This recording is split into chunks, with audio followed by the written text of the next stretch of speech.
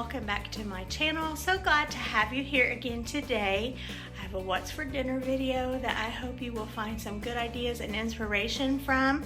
Easy things, delicious things, quick to the table things. Those are the meals that we've had around here and I'm going to show you today. Just remember, always look below in the description box. If there's any recipes, I'll put them there. And with that being said, let's jump right on into the video.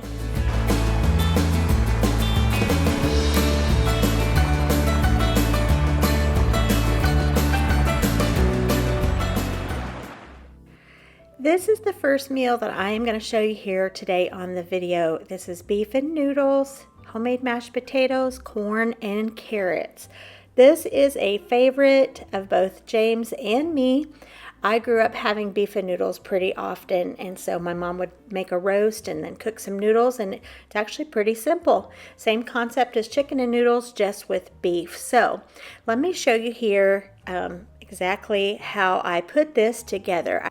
I did my roast in the crock pot, just per usual. Just put the seasonings on there that I was feeling in the moment. I think today I did garlic, salt, pepper, and that's probably about it. So what I did once that came out, it's still pretty hot here, but I am just getting off all of the fat and getting this beef all shredded up for the noodles. Now, actually came down one morning, James had gone to work. He left this beef roast on the counter and another couple packages of meat, and you'll see that coming up here in the video. But that was his way to tell me that's what he was wanting for dinner, and I always enjoy having some input on dinner from him. So again, the crock pot cooked all day in the roast cooked all day in the crock pot. I'm getting it all shredded up here now. And then meanwhile on the stovetop, I am boiling up some broth, and these are the noodles that I'm going to be using. These wide egg noodles. You can use any kind of noodles that you prefer. So I have just made up some beef broth. I think I have the Orrington Farms the beef base, and you just add that to water. It makes such a really rich and hearty beef broth, and it's much more cost effective as well. Once I got that all to a boil, put in my noodles, and then I put in my beef, and I was thinking here, you know, how much beef do I want to use for this? And I decided I'm just going for the whole thing. So they were very beefy, which is right up James' alley for sure. So I just cooked these noodles per package directions. And then I went in with just a little cornstarch slurry, which is just cornstarch and cold water. Poured that in at the end to thicken up that broth, and that is just about as easy as you can get. Look at these. So good. They are really good as leftovers as well. I had a bag of frozen shoe peg corn. I think Bird's Eye was the brand. That was really good. Very sweet, fresh tasting. And I just made up some homemade mashed potatoes. And I had thrown in some carrots to cook along with that roast. This was just the most perfect comfort food dinner this night. If you haven't made beef and noodles for a while, get you some beef and noodles going and you won't be sad about it. This was really great.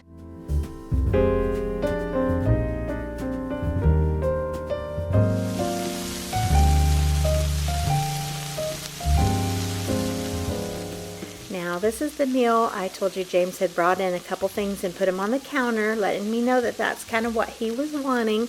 Well, here's the start of the second one. I am frying up here some mushrooms and onions in my skillet, and the package that he brought in was beef liver. Now, I know a lot of people don't like beef liver, but I have made this on my channel before, and I always get a lot of comments saying, well, several comments of people saying we love beef liver.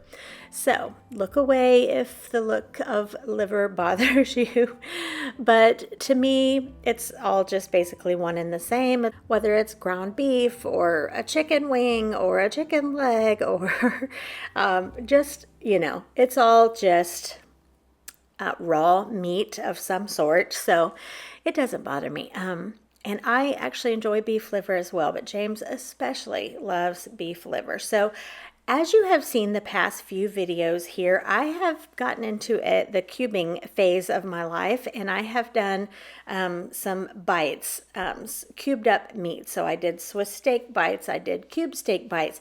Well, James actually suggested doing this liver the same way. So cutting up the liver into bite size cubes, seasoning that, flouring that, and frying it up. And you guys, it was really, really good.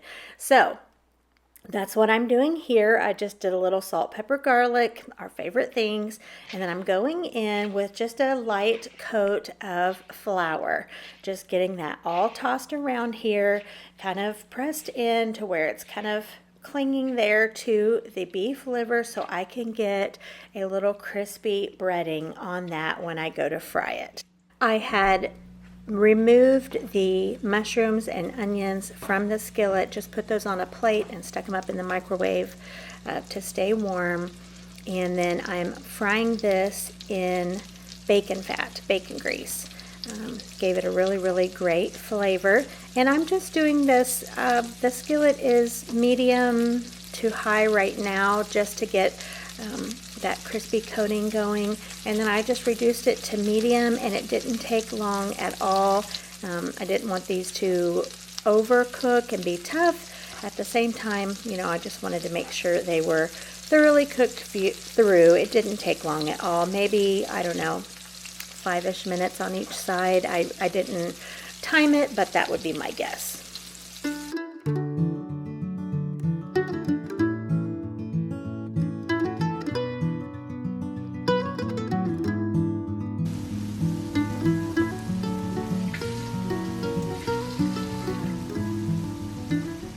I did go in with, I don't know, maybe a 1/4 cup water or so. Per usual, I usually do that when I'm frying things up. It just helps to kind of steam it off, keeps it nice and tender. And then I added back in those mushrooms and onions here at the last.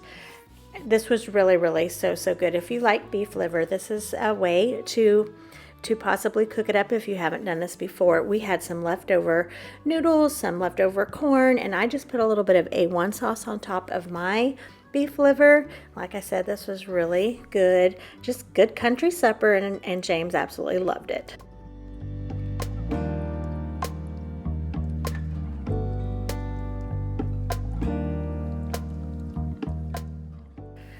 All right, next up we are having some soup. We had a couple of cool days, and this is actually another James request. You guys are hearing that a lot lately, aren't you? He had mentioned a while back, it was actually a good while back, that he thought chicken gnocchi soup sounded good.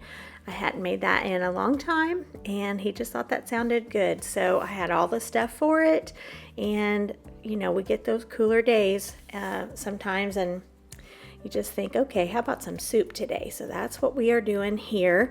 I have simplified the way I make chicken gnocchi soup from the first time I probably showed it here. And there are so many different recipes online. You can just look one up and find one that suits you. I'll have the one that I follow down below. But this time around, I am using some rotisserie chicken from Costco, and so that made it nice and easy as well. Of course, I started off there with just some olive oil and my carrots, my onion, then going in with some various seasonings. I used some thyme, pepper, garlic, and then I'm adding in spinach here. I had some frozen spinach in the freezer. That made it nice and convenient there as well. You throw in your gnocchi there towards the end. I usually buy this at the Dollar Tree. Believe it or not, I've been buying that there at the Dollar Tree for years, as long as they have it. Sometimes they don't, but you can't beat the price, and it tastes just as good as any other potato gnocchi that I've bought elsewhere and pay 2 or 3 times the price for it. You just let that cook there in the final minutes for the soup because it doesn't take long. And then also towards the end there, you add in your milk and your heavy cream. Like I said, it's a very easy soup. I have simplified it through the years from the original one that I followed, and I'm all about that. Anytime I can make things simpler, that is what I need in my life, and if that's something that you're looking for, you've come to the right channel, because I try to try to keep things as simple as possible. Life is difficult enough as it is without having to stress out over what you put on the table. All right, some Parmesan there in as well. And then I just had a baguette. I put some of those slices in the air fryer, toasted that up with some butter and garlic powder, and this was just such a delicious, comforting meal. Look below if you're interested in the recipe for some chicken gnocchi soup, and it's kind of the copycat Olive Garden version. And we like it with plenty of gnocchi in it. That's the thing that you can do when you're cooking at home. You can make it how you want it to your taste, and that's always a win-win.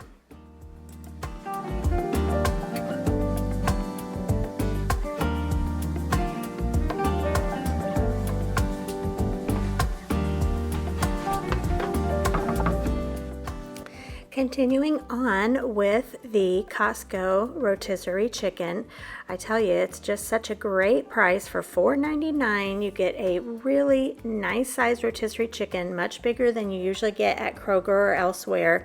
And for us, we can get a lot of meals out of that. So I have used some more of that tonight for just something that sounded good in my head. So I put out my chicken, and you saw me put a pretty generous amount of dry ranch powder, ranch seasoning on there, and some jalapeno peppers and a little bit of the juice. And I'm just kind of working on my cutting board, getting all of that ranch seasoning in there. I decided after I sampled it, it wasn't enough and put a little bit more. So I want this really nice and ranchy in flavor. If you don't like that seasoning, you wouldn't probably enjoy this. But I kind of wanted ranch chicken tacos, but I wanted to fry the cheese on the outside of the soft taco, which I've done that and shown that here before. But it's been a long time, probably a year, since I've made tacos like this. So it's so good. Just a little bit of cheese on the bottom, and put your tortilla on top of that, and it just gets that crispy fried cheese on the outside as well. So good. So put a little bit of hot sauce in there, a little bit more cheese, and then we really didn't put anything else on this. We just had that rotisserie chicken seasoned up with that dry ranch and the jalapenos chopped up in there with that hot sauce and cheese, and it really didn't need anything else. It was so flavorful. I needed an easy dinner that night, and I was just I had already been thinking of this earlier in the week, like I want to fry up some of those little tacos that way. So this rotisserie chicken came in perfect for that. So you just kind of fry these in the pan until they get crisped up how you like them. And I served it with just a little bit of salsa and a little bit of sour cream. This could not be easier, and it hit the spot for this night.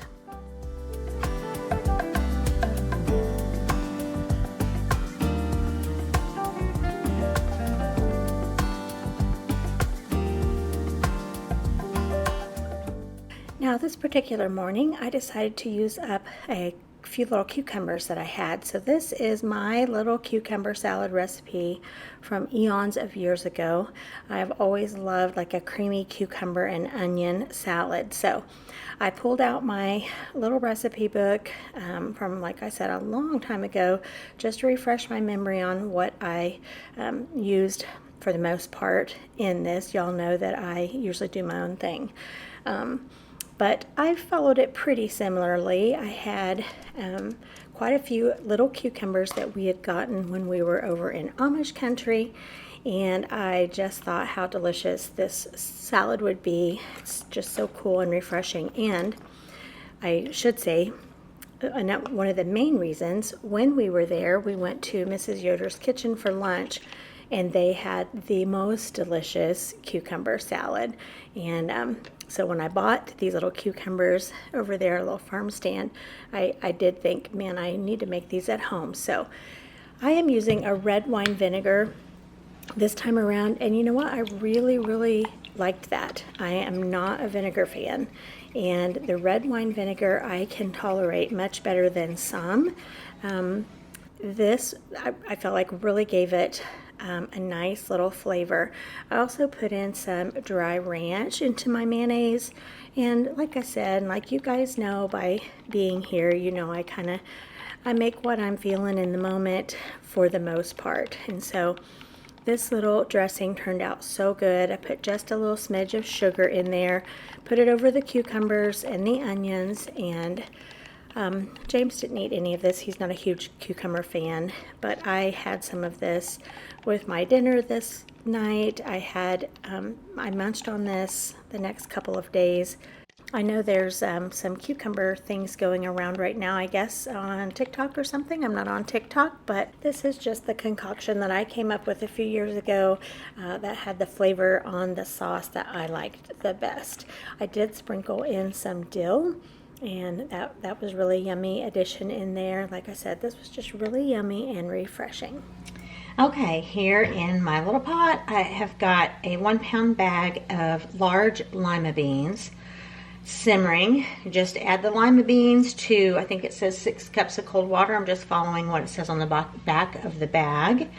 And so those are just kind of simmering. I'm going to let them simmer for a good long while. I didn't soak them ahead. It's kind of like a pinto bean type of deal, so you can soak them ahead if you want to. But I didn't, so I'm just going to simmer them. I have all day and I can be here watching them. So I'm just going to simmer those till they get good and tender. But I'm going to go in with a few seasonings. So I'm going to go first here with some onion powder, and let's do some black pepper. I'm going to go with some garlic powder, and lastly just a little shake of the dry chicken bouillon. That's probably plenty. I can taste for seasonings later on, but those are what I want in there for now as we just simmer these things here on the stove top. Let me find something, give them a little stir here. I don't cook lima beans a lot. I like lima beans. My husband James really loves lima beans. I didn't grow up eating them, and I just think I forget about them. So we are just gonna do this today, and hopefully futuristically I'll remember to do them more. I actually have a recipe that I want to follow. I saw on Instagram with some frozen lima beans. They were like a creamed lima bean. They looked so good. So hopefully that'll come here in the future. I already bought the lima beans for it, but today I wanted to use these up. I had this in my pantry. So this will go along with dinner tonight.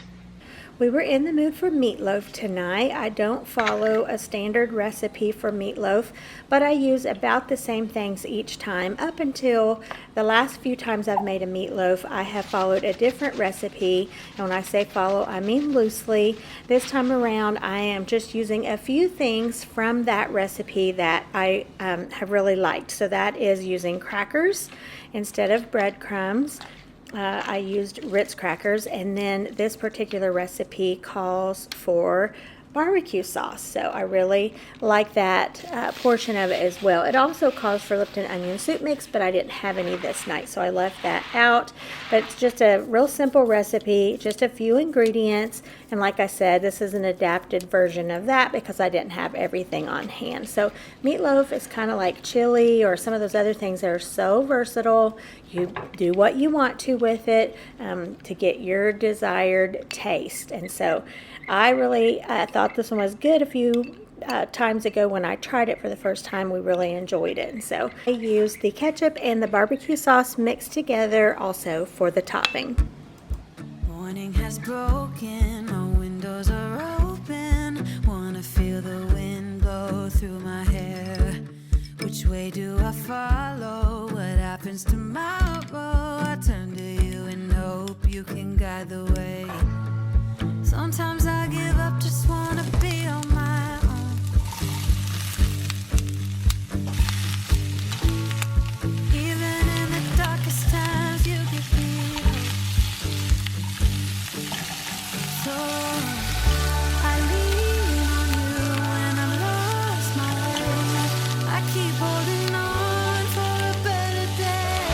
I lean on you when the world's astray. I left my heart open so you hear my prayer.